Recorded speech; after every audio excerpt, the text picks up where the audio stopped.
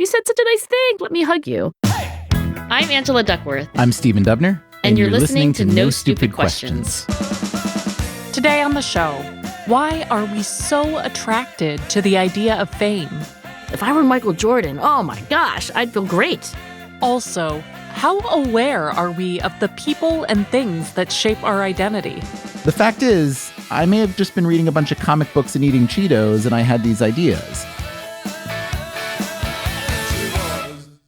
Stephen, you're famous. No. All right. Well, let's assume for the moment that I'm right and you're a little bit famous. I have niche fame. Yeah. So I want to ask you about fame and how you feel about being at least a little bit famous and maybe what functional role celebrities play in modern life, because I'm not sure that society's always had celebrity the way we do today. I like the second part of that question a whole lot about the functional role. Well, I sidestepped the first one completely. I do know that fame has been around a long, long time. There's a Greco-Roman personification, Fama in Roman. I always think of Gene Fama, the University of Chicago economist, who's got some fame, and he won a Nobel Prize. And then I guess it's Feme in Greek. And I do know that fame was portrayed by Hesiod, the Greek poet, as an evildoer that was easy to stir up, but then impossible to quell. Oh, interesting. What a wonderful parallel to what fame really is like. And I think there's another parallel or paradox, which is that fame is a thing that I think most people at some point in their lives thought would be wonderful. And that many people, once they actually get it, I think of it as like the chili cheese French fry of foods. You see the picture and it looks amazing. Then you order it, and it's way too much. You would have been much happier with regular French fries, but now you're stuck with the chili cheese French fries. So that's what I think fame is for a lot of people. But I do have a very tiny, and I will say lovely level of niche fame. And one reason it's weird and niche is that it's non-visual, because I write and I do radio. I can go out places and no one sees your face and says, oh my gosh, that's Tom Hanks. You know, if you're Tom Hanks, there's a lot of things you can't do and a lot of places you can't go. At first, it's super fun and maybe intoxicating even. Fame has been called the poison chalice, this idea that you take a sip and it's unbelievably delicious and intoxicating, but the more you have it, the worse it is. So I do think that a lot of people look at it from afar and think it will be wonderful, but those who actually achieve it realize that it comes with a lot of costs. Anytime I would ever write about a person who was even a little bit famous, every single one of them had at least one very dangerous stalker. I'm sure there are plenty of people who have stalkers who aren't famous, but I don't think there are many famous people who don't have some stalkers.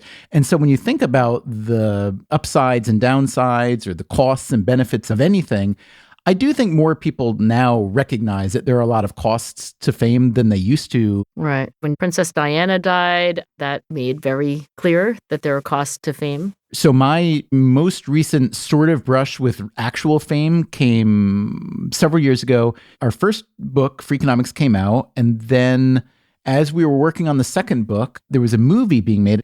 It was a documentary film, so it wasn't a big movie. But when it came out a few years later, all of a sudden, I was being recognized. Like if I'd go to an airport, between entering the airport and getting off the plane at my destination, I'd have like 5 people say to me, oh, are you that guy who blah, blah, blah? They might know my name, they might not. The Freakonomics guy. And that was only the people who would say it. And I was very uncomfortable. And so I did what I thought was a sensible thing, which is I grew my hair out, I grew my beard out, and I got different glasses. And that solved the problem pretty easily. It's hard for me to believe that some people really enjoy being walked up to in public by a stranger and say, hey, you're that person about whom I know very little, but I feel like I know everything. And I know that you don't know me at all, but I have a feeling that somehow we connect on a deep level. It's a strange dynamic that people misassess from top to bottom. Okay, this has happened to me occasionally, not every day, and certainly not when I'm quarantined during the pandemic. But I don't know what my reaction is, but it's not strongly aversive. So someone says like, hey, aren't you that grit lady? There is sometimes a little bit of awkwardness. First, you have to say like, yes, I am, but I don't have a negative reaction. And then to your point about their having this feeling of intimacy. There's this research that hasn't even been published yet. Anu Shah at Chicago Booth, as a professor, he would disclose things about himself. He starts off his Zoom-delivered class and he just shares some details from his life. And it's not unlike being an author who writes about their story and then suddenly people that you may not know their story, they know yours. So I think that's kind of the asymmetry that you're getting at. He actually said, if this little tidbit from my own personal life is somehow getting my students to feel like I must know tidbits about their personal life, maybe we can use that to advantage. So now he's doing these behavior change interventions based on that. But basically, I feel like it's quite endearing and lovely in a sense that someone feels like they know you because you wrote about yourself, and they almost feel like you must know a little bit about them too because they have that intimacy. Right. I felt exactly the way you were describing now. I felt that way when I was playing music. And yeah, it's definitely enjoyable and fun and flattering and ego boosting, all those things. When you're getting praise or attention for doing the thing that you love to do, that you're passionate about, and so on. But then I think, especially now, it doesn't take very long for that to become chili cheese fries, to go a little bit too far in the next direction. That's the tricky part, is almost everybody likes having some, but very few people would genuinely enjoy having a lot of it. You know, there's an economist, Colin Kammer, although he's much more than just an economist now because he kind of trained himself up to be a neuroscientist, very brilliant guy. Nobody can define what he is now because he's just too cool. I remember once I was talking with him, I don't know why we got on this topic, and he said something I thought was so clever, and I've thought about it ever since. He said, local fame is kind of perfect. And I said, what do you mean by that? I said, well, you know, just in your cohort, being known for being really good or accomplished or even lucky at something. He said, this is why companies, after all these years, still put up that Employee of the Month poster. That is a perfect level. All the benefits, none of the costs. Exactly right. A lot of people write to us for this show. A lot of people write for Freakonomics and Freakonomics Radio, and those are lovely. I don't get to respond to them all the time, but it's a great feeling when people tell you that, hey, the thing that you do, I really like it a lot and I admire you or appreciate you for that. No question, that is awesome. But once it crosses over into like, before the pandemic, I was eating dinner with my family in a restaurant, and we had these people the next table over come over and say, excuse me, I recognize your voice, and I just wanted to ask you about this episode and this episode and this episode. Yeah, how did that make you feel? Terrible. Oh, you didn't like that. I did not. I guess this is one way in which you and I are maybe a little bit different. So I think I get that. But I don't know. I was thinking about celebrity recently because Audrey Hepburn, who I never met, but who, if I ever could have met, I would think I would have just fainted from fandom.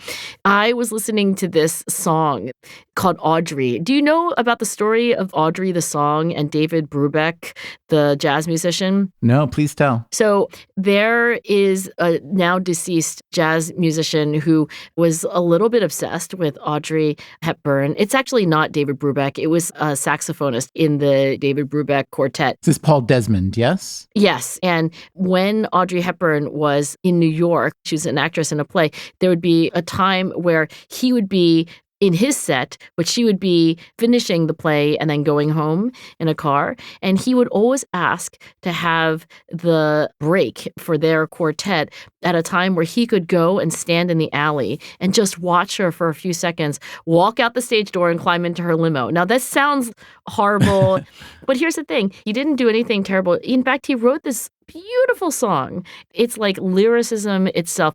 And he called it Audrey. He never sent it to her. He died of lung cancer. I don't think he had ever met Audrey Hepburn. He never even assumed that she had ever heard the song. Now, when she died, which was quite a bit later, Audrey Hepburn's ex-husband called David Brubeck to ask if the quartet would play Audrey at the memorial service. So I guess she'd heard of the song. Yes, and this took Brubeck by surprise. And Audrey Hepburn's husband said that his wife listened to that song every night before she went to bed. So I read all this. Then, of course, I decided to go down the rabbit hole of watching Audrey Hepburn movies and documentaries. And I have to say that I know what you mean, that there was this like too much fame because she couldn't go anywhere. Can you imagine being Audrey Hepburn? She couldn't do anything without there being crowds of people watching her, wanting her autograph, wanting to touch her. So I get that. And yet, I think there's something lovely about a human being who doesn't know you, but has this fondness for you. I mean, look, it's a lovely story, and I'm happy to know it. But I think it's deeply anomalous when it comes to mass celebrity. You know, there's a sociologist named Chris Rojek. He's at the City University of London, and he wrote about celebrity for the Wiley-Blackwell Encyclopedia of Consumption and Consumer Studies, it's called. And it was really interesting and useful to me because it breaks down, as you asked about, the different roles or functions celebrity can play, but especially the different categories of celebrities. He writes that there are basically three: ascribed celebrity, which is the social impact that reflects bloodline, kings, queens, and so on. Obviously, that's a little outdated in some ways, but there's also what we refer to as royalty that isn't quite royalty. I think we all know who those people are. Then there's achieved celebrity, which refers to the social impact derived, as he writes, from recognized talents and accomplishments. So, you know, Lindbergh, Audrey Hepburn. And then lastly are what he calls celetoids, like an asteroid, individuals who attain intense bursts of fame, but then it obviously may not last. So when I read that, I thought that was a very useful categorization to talk about what role celebrities or celebrity or fame plays for all of us out there. Because yes, some celebrity or some famous people are kind of these beacons that stand there as a model of some sort, hopefully a positive model, maybe a negative model sometimes. And then there's those who get famous for accomplishing something that we just marvel at. And then there are those who are sort of shooting stars. And I think fame satisfies a lot of different things for a lot of people. I guess the question is, and this is purely theoretical since it would be impossible, but the question is, would the world be better or worse off without celebrity? Like, what functions do you think, Angela, that it satisfies that we would miss? It's entertaining, obviously, but is there something beyond that? I think the reason why celebrities have this magnetic appeal is partly because we are status hierarchy animals. It's just our instinct to say that somebody's really high status and like, I wonder what they think. And like, let's drink the beer that they drink. I was just talking to our common friend, Bob Cialdini.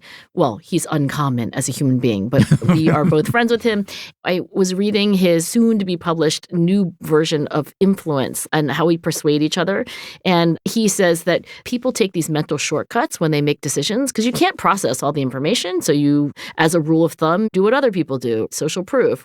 And he writes in his book about how there's this deluge of information now that was not true in 1500. Now, everybody in their phone has all human knowledge. And so we use celebrities in a way as a heuristic, as a shortcut. Like, I'm going to do what they do. The stock on celebrity is rising, not falling, because that information is not going to get less. It's going to get more. Yeah, I think that's a great point. My favorite component of fame or celebrity is the acquisition of information about them that you wouldn't otherwise have, especially people who have something about them that's different than what's come before. When you're a kid, you're reading these little historical biographies of people, George Washington, Abraham Lincoln, and you'd say, oh, that's how they did that, and that's how they overcame that, or that's how they achieved that, or whatnot. But then I picture an 8-year-old girl, let's say, reading a biography of Kamala Harris. And you say, oh, so this is how you get from here to there. And the there wasn't a very common thing until recently. And look, people may feel the same way about the Kardashians or Neymar or whoever. But I do think there can be something really instructive and useful, even if it's a cautionary tale. It's interesting, there's been this re-examination and a self-flagellation going on with how Britney Spears was covered when she was younger. This is connected to a new documentary. And the conclusion essentially is that a lot of people were needlessly nasty, mean, and invasive, playing off of her fame or wanting to kind of get close to her fame or wanting to cover her fame, because this is something that the media does really well. And I think a similar thing happened with Lindsay Lohan. I would not be surprised if this is more common with young female celebrities than with young male celebrities. But I'm encouraged a little bit, at least, in that there does seem to be an examination of, oh, famous people are people too. And maybe we shouldn't treat them as if there's some glittering object that we can turn into what we need it to be. Now you make me feel bad about reading Us Weekly. If you're not part of the solution, Angela, you're part of the problem. Yeah, well, I think that at least some people might be like me, like net, feeling good, not bad. You know, when I was on book tour, which I've only been on once and may never be on again, I remember meeting these people who would stand in line for quite some time to get me to sign their book. And I just thought, oh my gosh, this is lovely. And I hugged a bajillion people because I was like, oh, wait, you said such a nice thing. Let me hug you. So I think there can be a little upside in having some people in our lives who are celebrities, some of whom we might meet and others we might not. Well, now I feel terrible about telling you that fame or the wanting of fame is mostly a bad thing because it's working great for you. But maybe that's the thing. I'm not Audrey Hepburn and I'm not Britney Spears. All I'll say is I don't mean to say that your enjoyment of your level of fame is a bad thing. And I also don't mean to sound like a total grump about my level of fame.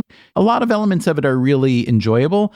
I just think it is a slippery slope and that it can very easily become more cost than benefit.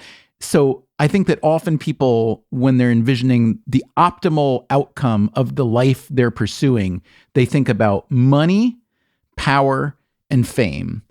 And I'm just going to go on record as saying that I think money's awesome. You can do a lot of things with it. You can use it to help people, to enjoy it, whatever. I think power can be awesome, especially if you're using it for social good. Fame, I would leave that one on the table. If that's the menu that I'm offered, I know what I'm ordering and what I'm not, but your mileage may vary. Here's the meta lesson for me. I think we so often look at somebody else's life and say, if I were that person, I know with certainty how I would feel. And often we look over and we say, I'd feel great. If I were Michael Jordan, oh my gosh, I'd be great. You know, Audrey Hepburn said in this documentary that other people see me as beautiful. She said, I've never woken up in my life and felt like that. I can't be that person who looks at me. I can only be me looking at them. So who knows what it feels like to be on the other side of experience. Still to come on No Stupid Questions. How accurate is the narrative we tell ourselves about why we are the way we are?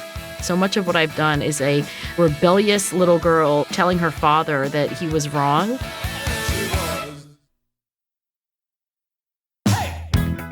Angela, I want you to tell me about someone or something that's influenced you a lot that you probably don't think has influenced you a lot, but who upon reflection has changed the shape of your thinking, feeling, being. You want me to tell you about something or someone who has influenced me, except I don't recognize it at first. Or maybe someone that you wouldn't readily name. You know, when we talk on this show, we talk about your intellectual mentors and heroes, and it strikes me that we all like to name sources or tell people what books you've read, and we kind of burnish our reputations that way, and there's nothing wrong with that. But I think there are also all these things that we don't talk about or think about unless we really try to think about them that do shape us, that are either less obvious or less popular. And I'm just curious if you could ruminate on that for a moment and come up with anything. I think this is a fascinating question, Stephen, in the sense that epistemologically, it's not answerable. I have access to the things that I think influenced me. I could be wrong. I think Mrs. Farron influenced me when she taught me grammar in 8th grade. I think that kid George in 1st grade who always brought cheese sandwiches for lunch and always threw them up at recess every single time. I was like, George, get off the monkey bars. We've been through this. Okay, wait a minute. We have to unpack this a little bit. Was the problem the cheese sandwich or was the problem the monkey bars? Or was the problem just George? I don't know, maybe he was lactose intolerant, but it was like clockwork. American cheese on white bread, and then monkey bars, and then it was like, blah. And nobody from the teacher to George's parents to George to you ever said, hey, maybe you should try tuna fish? No, it was like Groundhog Day. Actually, in Groundhog Day, at least Bill Murray's character learns. So are you saying that George was a primary influence in your life in staying away from cheese sandwiches and staying away from monkey bars? Well, look, I remember George, or at least I think I remember George. I would love to fact check this. I bet there was no George. There was no cheese sandwich. There were no monkey bars. No, look, I have access to what I remember and what I think influenced me, but you're asking me about influences that I might not realize were influences. Yeah, and I realize there is a certain, if not impossibility, at least a little bit of a paradox here.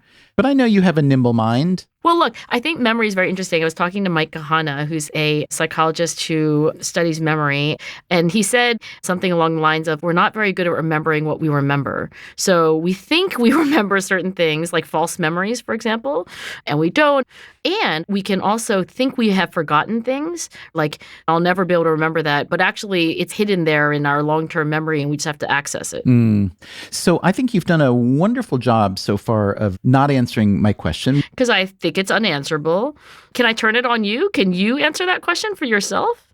When I try to think about the people who have influenced me, whether they're researchers, writers, friends, mentors, religious figures, whatever, I keep coming back, and maybe this is just a function of getting older and having kids of my own who are now into their teenage years, into college. I keep coming back to my mother and the many, many, many, many dimensions on which she really shaped the way that I approach life. Now, this is not to say that I do everything that she did, and often I do things exactly the opposite. But there's still causality there. Absolutely. And it makes perfect sense that my mother was a very influential person for me, in part because my dad had died when I was a kid. So she was a single parent. I was the last of a whole bunch of kids, so I spent more time with her individually than any of the other kids did. And so, yeah, she was a big influence. But today, if I were to meet someone and they say, what do? You write, blah, blah, blah. Who've been your influences? My mother would be like 80th on the list of people that I would say were my influences. I think about all the books I've read, all the teachers I've had, and so on. But the fact is, when I look at my actual activities, my actual beliefs, I realize that she was a massive, massive influence that hasn't really dissipated, that there were some core beliefs, some core ways of thinking, some core ways of learning and of being and of treating people and wanting to be treated that really formed back then. So that got me to wanting to ask you where you think your core influences come from, and if maybe it's not an obvious answer. Well, you said the fact is, and I just want to amend that or comment on that because it's more like the opinion is that my mother really influenced me. We really don't know. I think that was the gist of what Mike Maughan was saying, is that you think that formative event X had effect Y on you in the following ways. But one of the reasons why I think this point is worth dwelling on for a moment is because human beings are coherence machines. If Danny Kahneman has taught me anything, it is that we are constructing a coherent narrative. As soon as we perceive something, I see an edge and then I see another edge. Oh, it's a box. We're always trying to create meaningful, orderly, logical pictures of the world and stories about our life. And I don't think we should be blind to that. You construct a story of Stephen Dubner, who grew up and spent a lot of time with his mom and was influenced by her. And I've constructed a story and even written it down on paper about my dad influencing me. And I wouldn't be studying achievement if I didn't have a father who was so obsessed with his own accomplishments or lack thereof. But I think we should just bear in mind that my coherence machinery is very strong. And I believe it was the fact, but it is, at the end of the day, still a subjective narrative. Understood. That's a long caveat. I can still answer the question. Yeah, so please do. Okay, so epistemologically, maybe this isn't impossible because I think what you're asking me to do is take a more systematized approach to thinking about my influences as opposed to like the first things that leap to mind. And if I kind of march through like, what about when you were in fourth grade? What about in fifth grade? What about social influences? What about physical influences? Then maybe I can actually unearth some influences that might not have leapt to mind. Right. Maybe they would be some less recent or maybe some less prominent. Like on this show, you often mention thinkers who have been influential for you. Marty Seligman comes to mind. Carol Dweck comes to mind. Danny Kahneman comes up in just about every episode.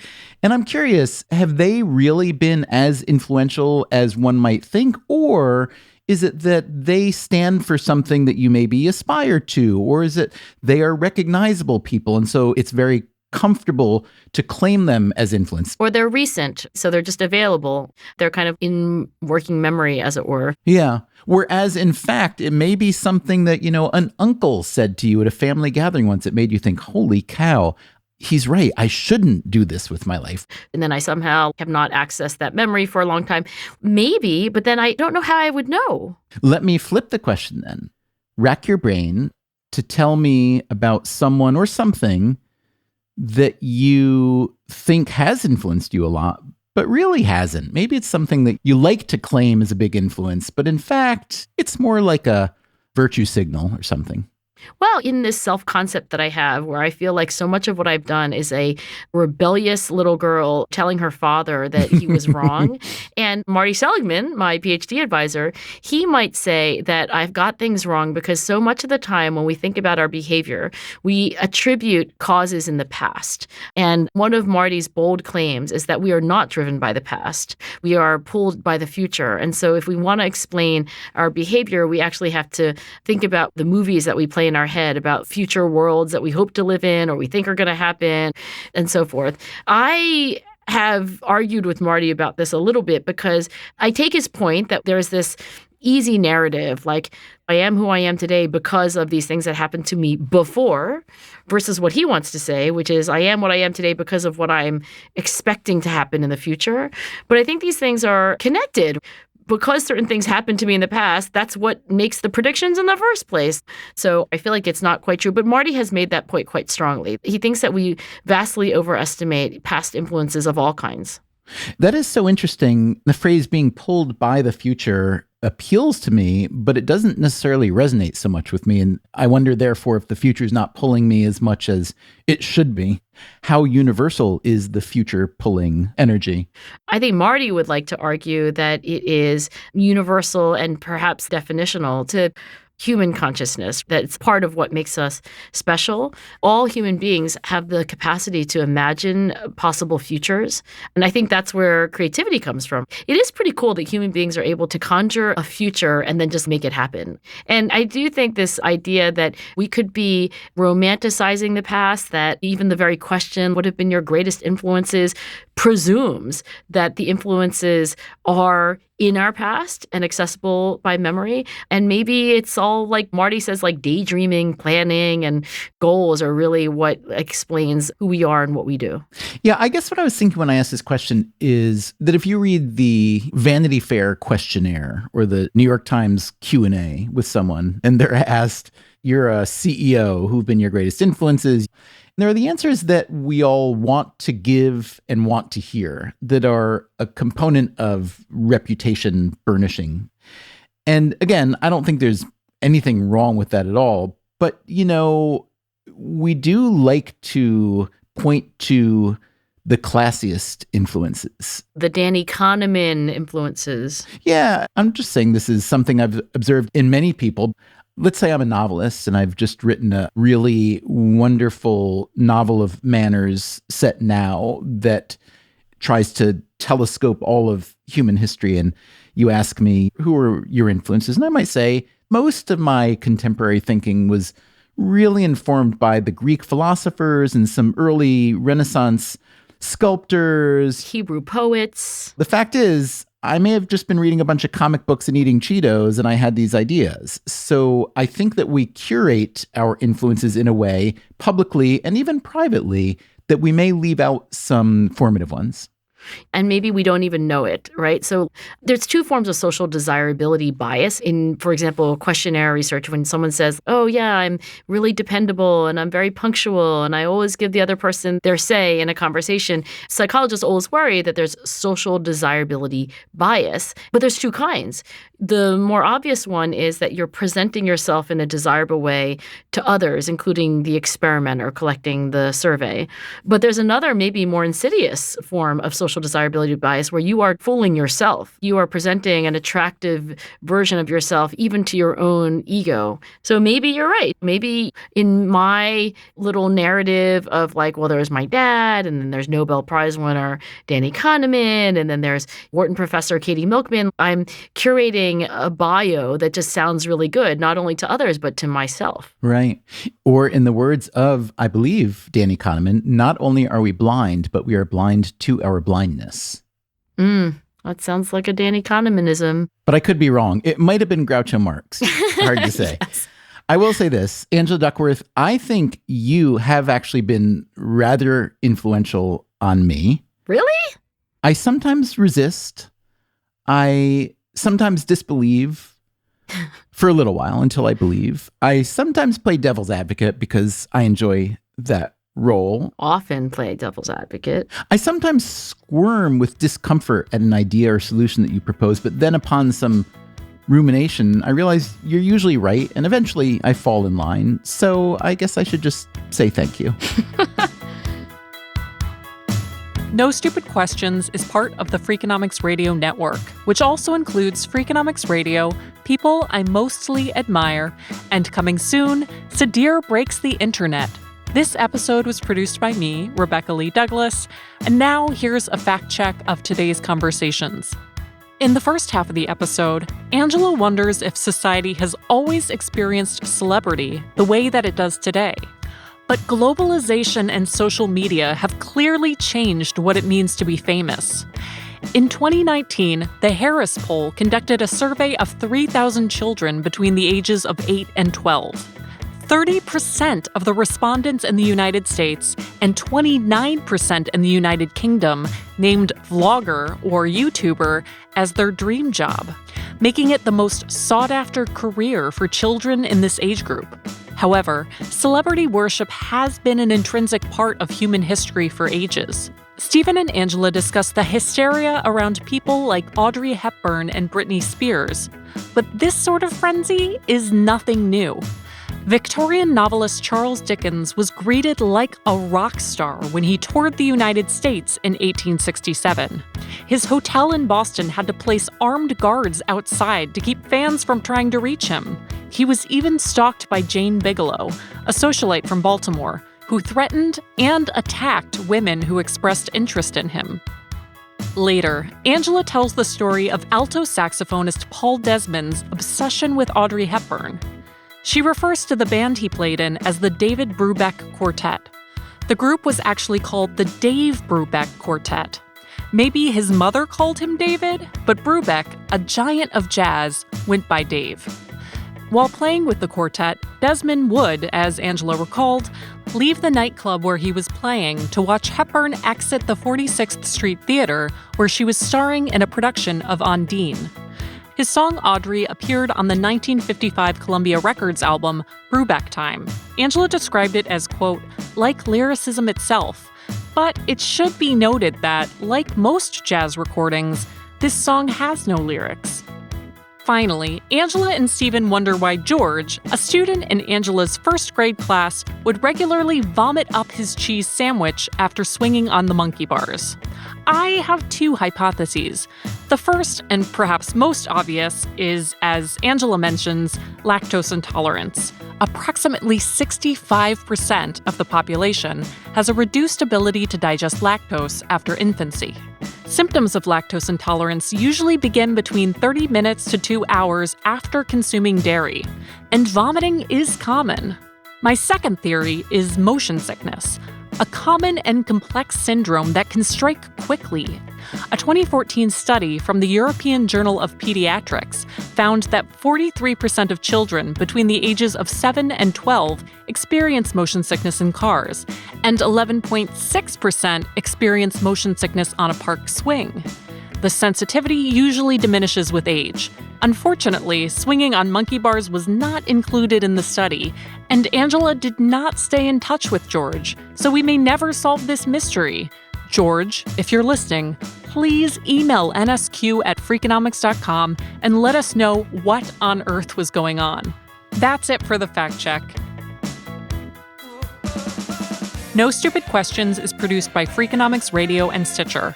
Our staff includes Allison Craiglow, Greg Rippin, Mark McCluskey, James Foster, and Emma Terrell. Our theme song is And She Was by Talking Heads. Special thanks to David Byrne and Warner Chappell Music. If you'd like to listen to the show ad-free, subscribe to Stitcher Premium. You can also follow us on Twitter at @NSQ_show and on Facebook at NSQ Show. If you have a question for a future episode, please email it to nsq@freakonomics.com.